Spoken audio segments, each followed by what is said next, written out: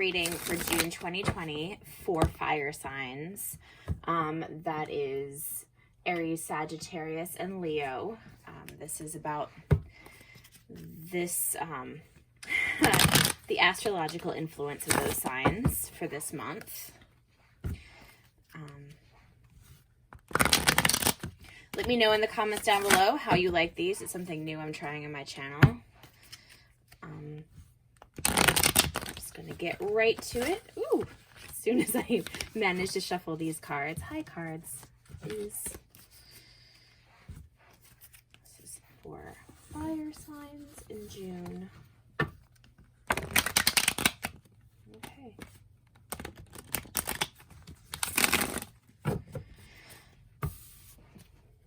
I'm doing a very simple spread, past, present, future, and the bottom of the deck here. I'm also going to be drawing one of these wild unknown archetypes that I've been using lately. I just got these a few weeks ago and I'm still learning them, but I'm enjoying their messages quite a bit. They're very positive, helpful cards.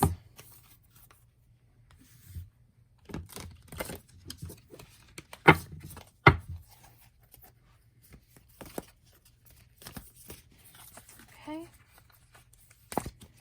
For fire signs, June 2020, please. And I got the siren for that. And I'm going to draw one of these angel cards that I can never remember which angel cards these are. And I know they're quite popular and they're very nice cards. They go in and out of favor with me. Sometimes I find their messages kind of difficult to handle, but they're usually very accurate and right on point. So I'm going to draw one of those for fire signs as well for June 2020. I got forgiveness. All right, I'm going to start with reading this card actually, since everything's drawn now. It reads, forgiveness. Holding on to resentment and anger is preventing or even suffocating your spiritual growth. Resentment is one of the strongest and most damaging of human emotions. The act of forgiveness is in its own right. The act of forgiveness in its own right is equally incredibly powerful and has the capacity to heal and transform. All right. Sorry, I stumbled over my words a little bit there. Sometimes speaking is hard for me, but that's fine. Okay. To these cards in front of me, I have the Seven of Cups reversed. I have the Ace of Wands, the Four of Pentacles, and the Six of Wands.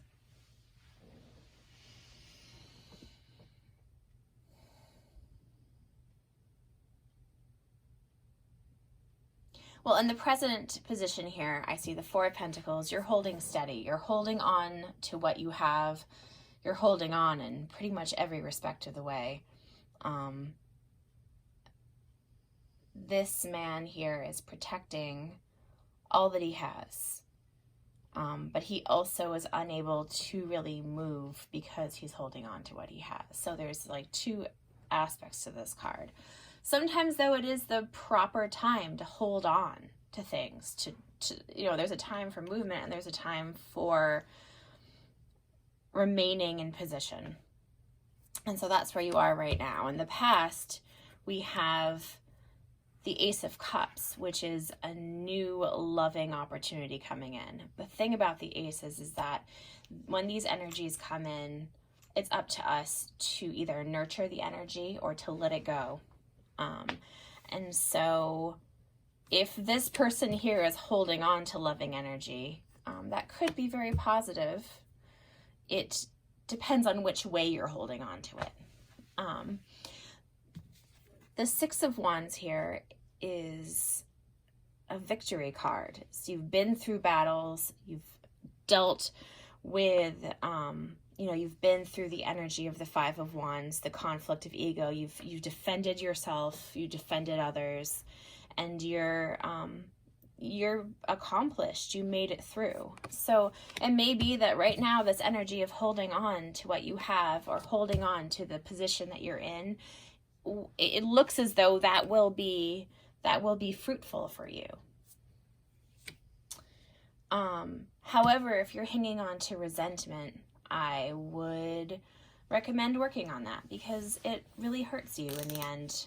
I will say, as somebody who has been very angry and resentful for much of my life for many reasons, at a certain point that started to literally eat away at me.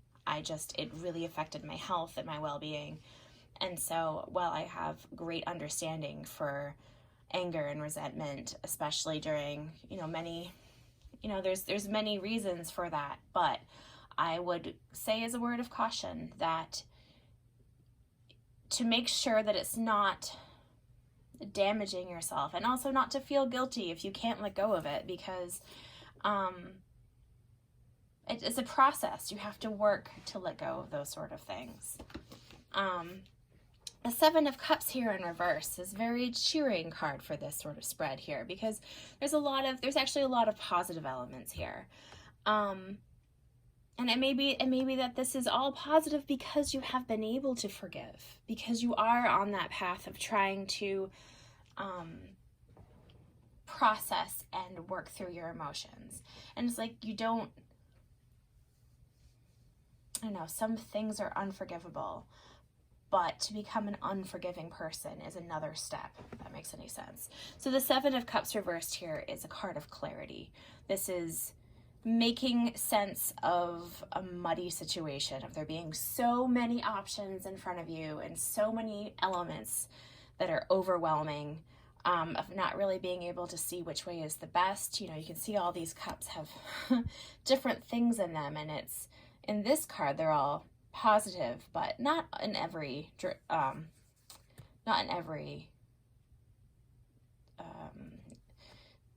portrayal of this card is a good way to put it, I suppose.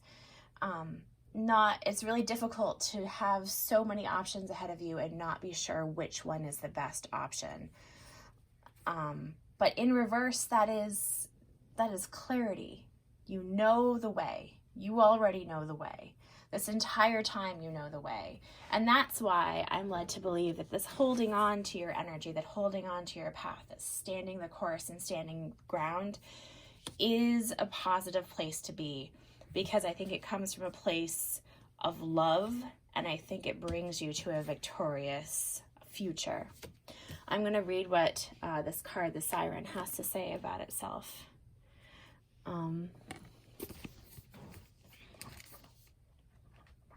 It's a weirdly reflexive way of putting that.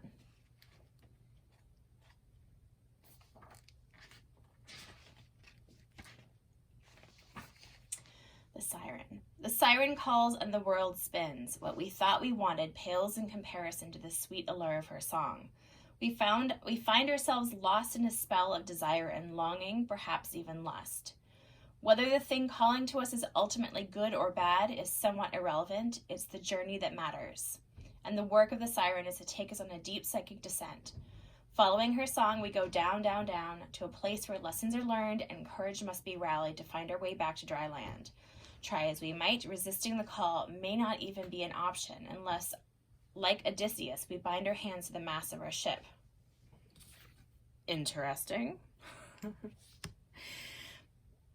It's likely, though, that falling for her call is the only way we will come to live more fully on the surface. So this is calling to, once again, internal introspection and focusing on the self and our reactions to the world around us. Because honestly, I feel like that's the thing we can control. We can control our own behaviors, and we can give ourselves the love and attention that we need.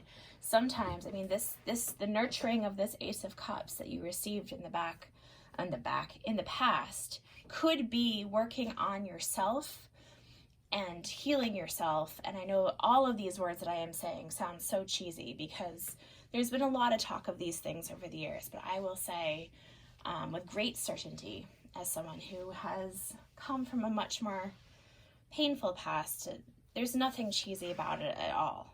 I'm saying these things very seriously. Once clarity appears, once you know your own mind, once you're aware of how things have worked out in the past, of how how you relate to these things that you're drawn to, the things you desire. I think that really does lead to a place of victory. So this seems like a very transformative month, and that's a really lovely thing. And I hope that all of you have really great luck in dealing with this energy. Let me know if you'd like how you're dealing with this. I am always curious and interested to hear from you. I'm going to draw one more card just for the fun of it. Why not? Just seems like there's... I'm going to draw another one of these archetypal cards here, or archetype cards. I got the Cave here.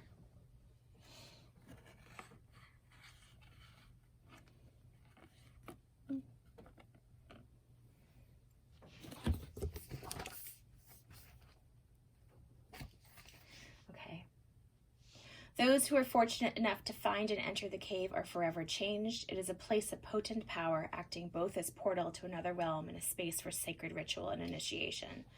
The cave is a place to return for meaningful retreat, where one can see the true self in the darkness. In esoteric teachings, the cave is known to reside in the center of the heart. Within its walls, the whispers of compassion and self-understanding can be heard. Yet because of its mystery and power, many of us fear the cave and never try to find it. We busy ourselves in the bright lights of the city while the cavernous and dimly lit chamber calls out to us in the night. Where is your cave? You already know. Return to it and tend the fire. Once again, that's a call to go within. The Four of Pentacles, I mean, all the fours in the tarot are a time of pause. So I think this is saying, hold on to what you have, go within, re-examine your feelings, emotions, and actions, and you will be victorious. And there will be, you will develop this loving energy that comes in your way. The way is clear. And whatever, I already sound kind of cheesy, but even though I really mean it, forgiving yourself, that's freaking powerful. So don't be afraid to do that as well. Okay? Good luck to everyone with this energy, as I said before, and I will talk to you all later. I have been doing daily readings as well for each, just for the fun of it, for quite some time now.